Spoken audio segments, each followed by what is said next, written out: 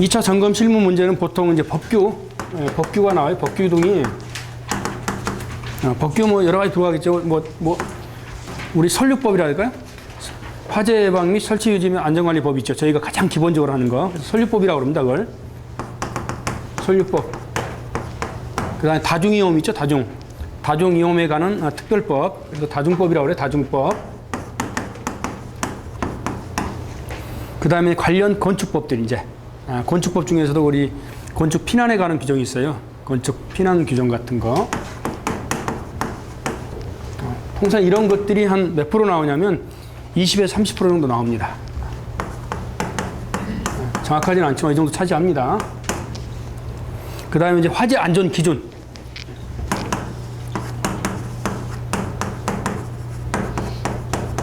NFS죠. 플러스 이제 그 점검 항목 있잖아요. 우리 작동 점검 항목. 그 다음에 종합적인 항목. 그래서 점검 항목. 이게 또 한 20에서 30% 아주 골고루 나옵니다, 이게.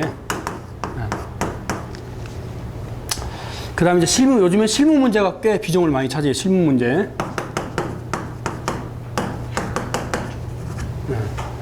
이게 한 30점 정도 차지합니다. 그 다음에 이제 기출문제. 기출문제가 꼭 하나씩 냅니다, 기출문제.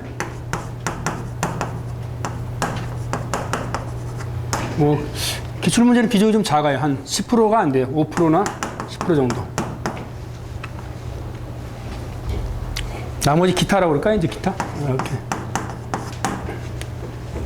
그래서 통상 이거 해보면은 이제 한 100점 정도 되잖아요. 거의. 그래서 제가 강조하는 법들은 우리 법규는 제가 하는 강의 내용 중에 대부분 다 들어갑니다. 그리고 너무 어려운 게 할 게 아니에요. 우리 아는 교재, 이 교재 내용만 열심히 하시면 됩니다.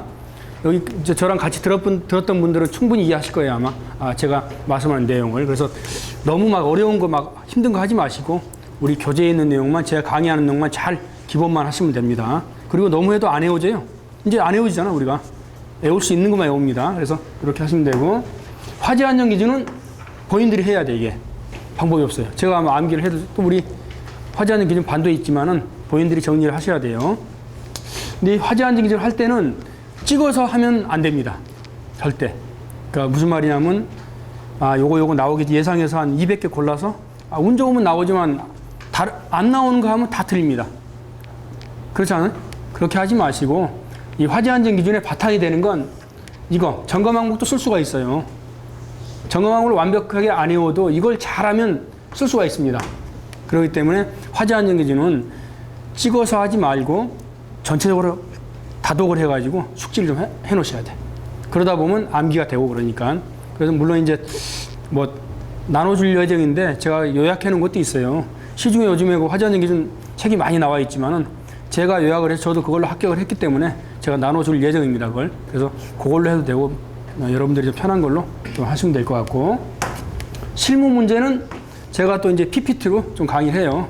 PPT로 상당한 양을 하는데 그걸로 하면은 되지 않을까? 커버가 됩니다. 실제로 많이 나왔어요, 다. 그 강의 내용 중에 다 들어가 있었습니다. 그 다음에 기출문제는 본인들이 하시고, 그렇습니다. 이렇게 해서, 제가 목표로 하는 것은, 아까 원장님 말씀은 75점이지만, 솔직히 제가 목표하는 건 60점입니다, 60점. 60점 하고, 나머지는 내공이에요, 내공. 본인들에게 경력이라든가, 내공이고, 됩니다.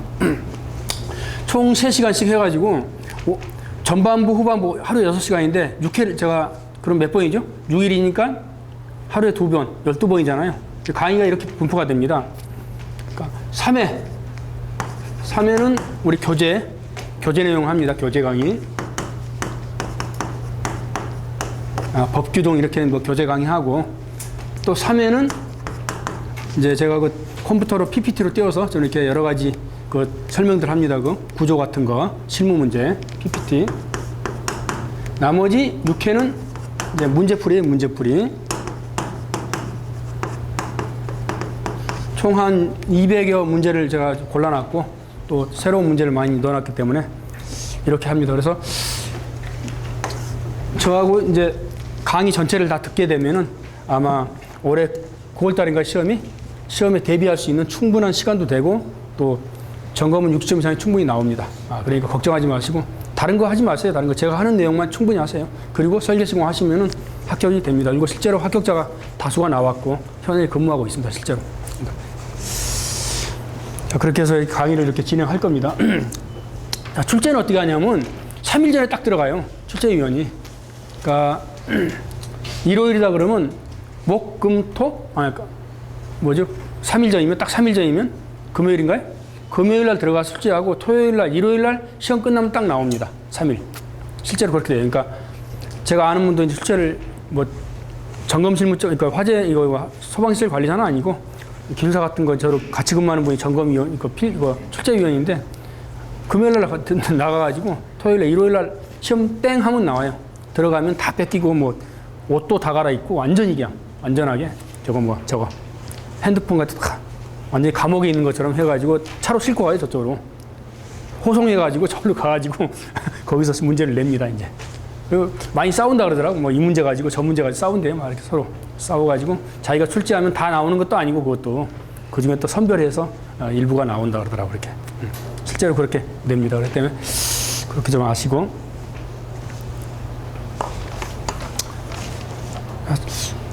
이제 준비는 됐고, 저는 사실은 이제 근무를 부산에서 그 LCT라고 아세요, 부산? 부산에 그 105층짜리. 그거에 CM을 좀 하고 있습니다, 지금. 그러니까 전에는 이제 점검을 한 7년 정도 하고, 그 다음에 이제 감리를 좀 하다가 지금 CM 업무를 좀 하고 있어요, 지금. 예. 그 CM 업무는 아주 굉장히 감리하고 틀리더라고, 또 이렇게. 복잡하고 아주 배울 것도 많고. 궁금한 거 있으면 연락 주시면 제가 답변을 잘 해드리겠습니다. 아는 범위 내에서. 자, 그러면 진도를 들어가겠습니다. 다른 건 아니고 3페이지, 3페이지. 맨 앞 3페이지. 이제 카메라를 찍으니까 좀 조금 긴장이 되는데, 좀 1시간 지나면 좀 풀리니까. 거기 보면은 그 아래쪽에, 아래 보면은 저는 강의 시작하기 전에 반드시 이걸 좀 읽어줍니다. 그 좋은 말이 있어가지고. 소방시설 관리사에 도전하는 수험생 여러분, 있죠? 도전하지 않는 삶은 미래를 만들 수 없고, 그 다음에 노력하지 않는 삶은 꿈을 이룰 수 없다. 오늘 걷지 않으면 내일은 뛰어야 합니다.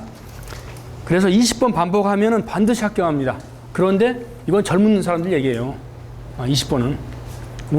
저도 마찬가지고, 저보다 연령이 많은 선배님들은 50번, 100번을 반복하셔야 돼. 그러니까 그 각오로 하시고, 뭐 단순한 그렇게 여행으로 뭐 5번 이렇게 문제 풀어서 되는 시험이 아닙니다. 네, 되는 시험이 아니에요. 그렇기 때문에 최소한 20번에서 50번 정도를 반복하시고, 저도 옛날에 이거 시험 볼 때 화재안전 기준을 50번 이상 반복하고 갔어요. 가니까 다 써지더라고요. 그냥 머리에다 남아있어. 그래서 그런 각오로 좀 하셔야 됩니다. 그래서 강조드릴 것은 자는 시간하고 걷는 시간, 자는 시간 외에는 책을 들고 다녀야 됩니다. 자는 시간 외에는. 밥 먹을 때 아니면 걸어 다닐 때도 보셔야 되고, 항상 이게 책을 보셔야 돼요. 그렇게 해서 공부를 하시면 합격합니다. 9페이지를 좀 볼까요? 9페이지. 자, 기출문제를 간단하게 좀 볼 겁니다. 전에 좀 문제가 어떻게 나왔나 좀 보겠습니다.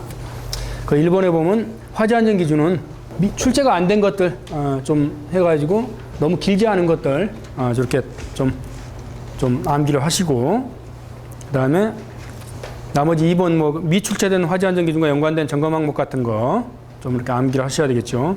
그 다음에 시험일 기준에 또 이수화된 것들 뭐 이렇게 합니다.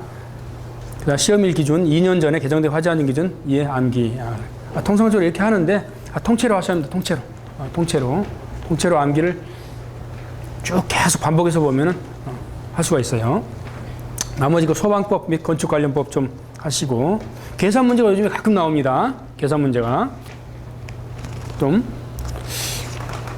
계산 문제가 저번에 한번 나왔는데 제 생각에는 그 계산 문제가 지속적으로 나오진 않을 거예요. 그 원리라든가 유도 이런 것들이 좀 나오겠죠. 그러니까 그 계산 문제를 넣는 이유는 다른 거 아니에요. 그 설계 시공 면제단이라든가 그다음에 위험물 기능장들 밸런스를 맞추기 위해서 이렇게 좀 합니다.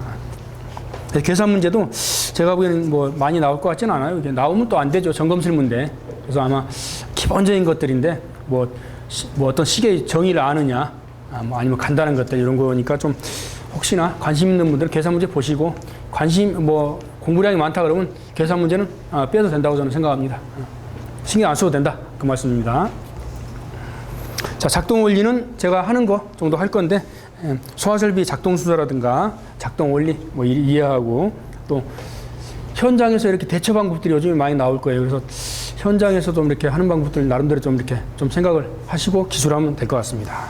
그다음에 점검기구 장비 사용법은 요즘에 이렇게 많이 좀 이렇게 난이도가 떨어지는데 또 나오는 출제 빈도도 좀 떨어지고 근데 항상 나올 수 있습니다. 그래서 반드시 하셔야 돼요. 이건 하셔야 되니까 저랑 같이 하시는 것들 놓치지 마시고 정리하시면 되겠습니다. 나머지 용어의 정의, 형식 승인들 이런 것들.